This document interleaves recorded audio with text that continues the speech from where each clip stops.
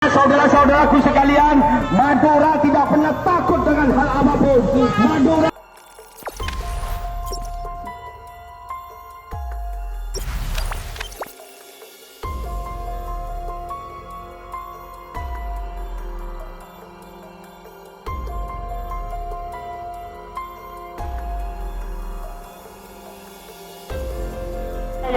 tujuan kita, tujuan kita saat ini hanya satu, yaitu menghentikan tes antigen di Surabaya dan Madura. Sepakat? Sekarang penghentian swab antigen di Madura dan Surabaya ini adalah harga mati. Sepakat?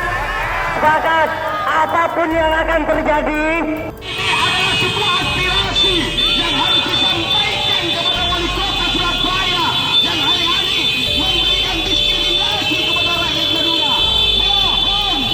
Mohon kepada pihak kepolisian, kalian adalah mitra kita, kalian adalah nama baik Madura.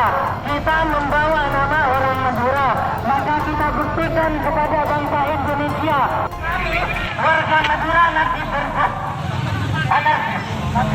kalau misalkan nanti apa yang kita sampaikan kepada Heri Cahyadi untuk menghentikan tes swab antigen di sini tidak diterima, maka terpaksa kita warga Madura akan menghentikan ini sendiri. Kita akan menghentikan. karenanya saudara-saudaraku sekalian, Madura tidak pernah takut dengan hal apapun. Madura